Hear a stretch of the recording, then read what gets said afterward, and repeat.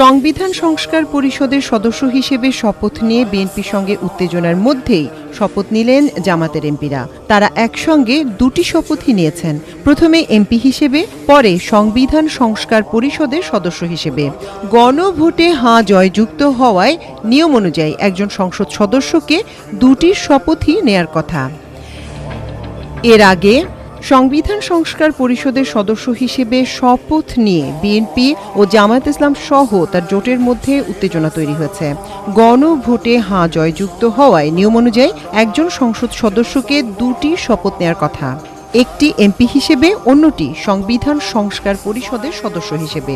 জামাত NCP নেতৃত্বাধীন 11 দলীয় জোটের সংসদ সদস্যরা এমপি এবং সংবিধান সংস্কার পরিষদের সদস্য হিসেবে দুটো শপথই নিতে চাচ্ছেন। এর আগে বিএনপি জানায়, দলের সদস্যরা এমপি হিসেবে শপথ নিলেও সংবিধান সংস্কার পরিষদের সদস্য হিসেবে শপথ নেবেন না। এ নিয়ে জটিলতা সৃষ্টি হয়েছে। সংসদ ভবনের ভেতরেই বিএনপি, জামায়াত ও বিদায়ী সরকারের প্রতিনিধিরা আলোচনা করে জট খোলার চেষ্টা করছেন। 12টায় জামায়াত ইসলামের এমপিদের শপথ নেয়ার কথা রয়েছে। ডক্টর শফিকুর রহমান সহ জামাত এমপিরা সংসদ ভবনে অবস্থান করছেন। এর আগে সকাল 10টা 40 মিনিটে তারেক রহমানের নেতৃত্বে বিএনপি জোটের এমপিরা শপথ নেন।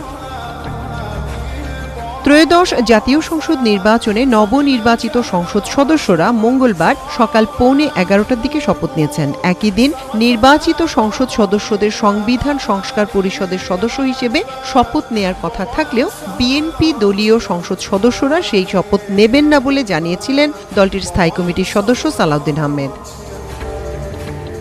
মঙ্গলবার সকালে শপথ গ্রহণের আগে কক্সবাজার 1 আসনের বিএনপি নির্বাচিত সংসদ সদস্য সালাউদ্দিন আহমেদ সংসদ ভবনের শপথ কক্ষে একথা জানান। তিনি বলেন, সংবিধান সংস্কার পরিষদের শপথ ফর্ম থাকলেও আমরা কেউ সংবিধান সংস্কার পরিষদের সদস্য হিসেবে নির্বাচিত হইনি। এছাড়া সংবিধানে এটা এখনো ধারণ করা হয়নি। তিনি বলেন, গণভোটের রায় অনুযায়ী সংবিধান সংস্কার পরিষদ গঠিত হলে সেটা সংবিধানে আগে ধারণ করতে হবে এবং সংবিধান সংস্কার পরিষদের সদস্যদেরকে কে শপথ নেওয়াবেন সেটা বিধান করতে হবে। বিএনপির স্থায়ী কমিটির সদস্য আরও বলেন, সংবিধান সংস্কার পরিষদের শপথের বিধান সংবিধানে নেই। আমরা সংবিধান মেনে এ পর্যন্ত চলছি, সামনের দিনেও চলব।